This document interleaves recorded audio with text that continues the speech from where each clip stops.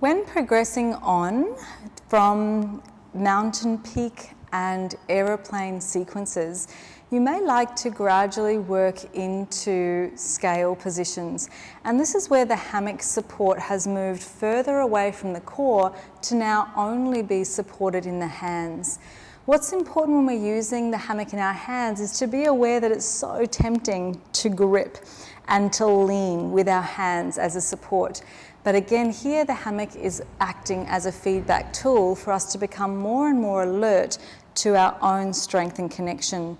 I find in these exercises, it's really good to enhance that sensation with an imagery cue of the core connection through that anterior sling from serratus anterior, the external oblique, internal oblique to opposite adductor. So that sensation of a crisscross control can often give someone a much more stable sensation and prevent the rotational movements that are so tempting when we're balancing on one leg and supporting with our hands. This position is best preluded with a little bit of mobility from a cat-cow sequence. Here you can choose feet together, or if someone feels more stable, feet a foot's width apart. I establish a push grip by pressing gently outward on the little finger side of the hand and slightly downward. That'll allow my wrist to come neutral and will gently set the humeral head into the glenoid fossa. So I want to make sure that I have that nice stable breadth through the collarbones. From here I begin with a subtle bend in the knees just to take the hamstrings off stretch so we can prioritise the mobility from the spine. What's very common here is a tendency to want to lean into the hammock and for the whole body to move forward as one piece. What I like to invite students to remember is that alignment from awkward chair where they felt occiput over tail, and to begin their flexion, staying aware of that alignment and just starting to bring the xiphoid process and pubic bone closer together. So it can be a nice cue to think about the two sides of your rectus abdominis, your six-pack muscles, contracting equally on both sides of your abdominal wall.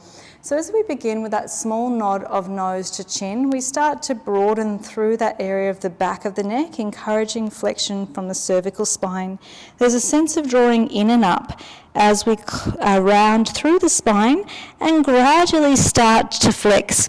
At this point, I can't move any further unless I start to flex at the hips and allow for my pelvis to broaden with the sitting bones and a gentle elevation of the tail.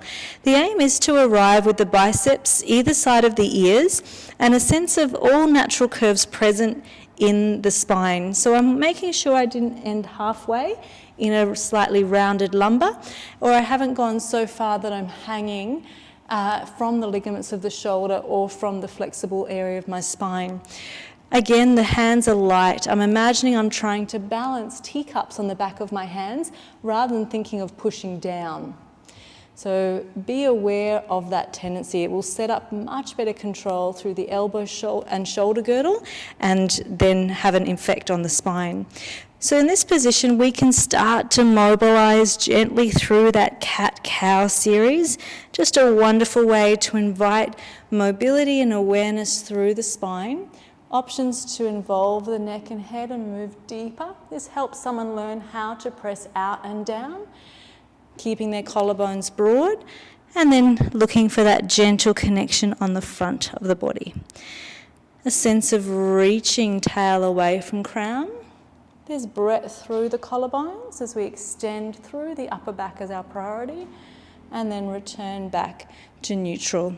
When I'm wanting people to find neutral, it's really good that they've felt the other end ranges of flexion and extension so that they can identify the difference of being back into that neutral placement.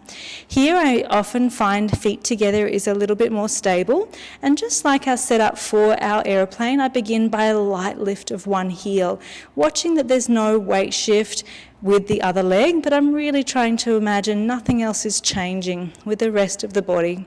The lower ribs are to staying contained. I'm going to slide that toe tip back, checking that there's no tension in the back of the neck. The throat is lifting up to support that cervical spine. The abdominal wall is lifting up to support the lumbar spine. Then I'm going to feel my glutes and hamstrings engage and prepare for the lifting of that back leg. This might be enough again, just to lift and lower. Or you might choose to hold and work on a single knee bend, building up strength and stability in the standing leg. If you're progressing into articulation of the spine, you might engage that curl of the hamstring, look for the flexion of the spine, and reach it all the way out. Having the hands in push grips opens the opportunity to work on different variations. You might choose to work into crane here, externally rotating knee and toe to the side wall and then returning back to neutral on your return. Great exercise for the hip.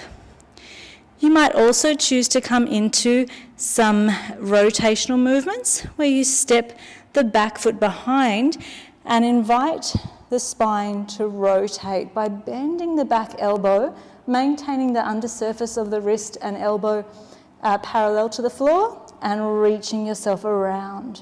You can bend as deep as it feels good.